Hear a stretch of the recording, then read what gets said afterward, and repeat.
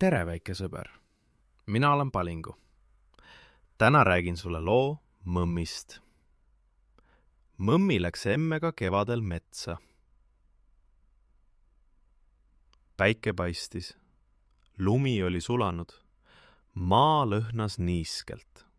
Tõsiselt mõnus lõhn. Mõmmi peatus. Tema ees seisis pikk puu. Tüvi oli valge. Oksad olid peened. Emme, mis puu see on? See on kask, ütles emme. Kõige ilusam kevadpuu. Mõmmi vaatas üles. Oksad olid tühjad. Mitte ühtegi lehte. Emme, kas kask on haige? Emme naeratas. Ei, väike mõmmi, kask alles ärkab. Emme tõstis mõmmi sülle. Ta tõi mõmmi oksale lähemale. Vaata väga hoolega. Mõmmi vaatas ja siis nägi. Oksa otsas oli midagi. Pisike, tume, kleepuv, nagu väike nupp. Mis see on? See on pung. Punga sees magab leht. Leht magab punga sees. Jah, ootab päikest. Mõmmi puudutas punga. Sõrm jäi kinni. Klõps! Mõmmi naeris. Pung hoiab minust kinni. Siis nägi mõmmi midagi muud. Oksa küljes rippus pikk asi. Kollakas. Karvane. Nagu väike röövik. Emme, mis see on? See on urb. Kase kevadehe. Ehe. Jah, nagu kõrvarõngas puul. Mõmmi silmad läksid suureks. Kasel on kõrvarõngad.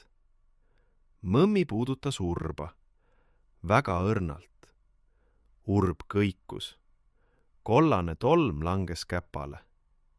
Oi, kuldne, naeratas mõmmi. Nad jalutasid edasi. Siis jäi mõmmi seisma. Katkise oksa otsas oli midagi läikivat. Suur tilk, läbipaistev nagu klaas. Emme, kask nutab. Emme kummardus mõmmi juurde. Hei, väike sõber, see on kasemahl. Kask joob maa seest ja mahl tõuseb tüvest üles. Üles? Jah, kuni lehepungadeni välja, et lehed saaksid kasvada. Aga miks tilk siis siin on? Sest oks on katki. Natuke mahla pääses välja. Mõmmi puudutas tilka sõrmega. Ta pani sõrme suhu. Magus. Nagu õhuke mesi. Kasva hästi, kask, sosistas mõmmi. Nad läksid koju. Paari päeva pärast tulid nad metsa tagasi. Ja, iga pung oli lahti. Iga oksa otsas oli pisike, roheline leht. Väike nagu sõrmeküüs. Pehme nagu samet.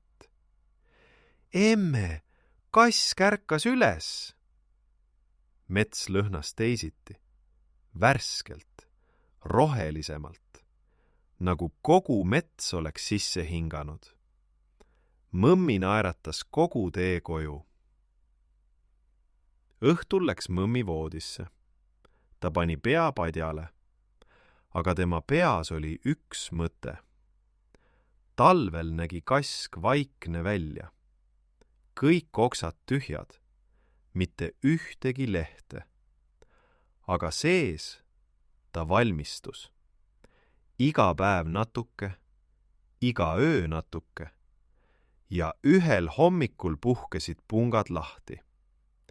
Mõmmi hingas aeglaselt sisse ja välja. Talle tundus, et temagi sees valmistub midagi. Vaikselt. Ilma et keegi näeks. Mõmmi sulges silmad ja jäi magama.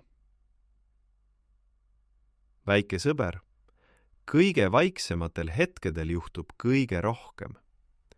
Kask seisab talvel paljalt, aga sees valmistab ta kevadet. Sina magad nüüd ja sinu sees puhkeb ka üks väike leht lahti. Homme oled sa natuke suurem kui täna. Head ööd, väike sõber. Sinu Palingu.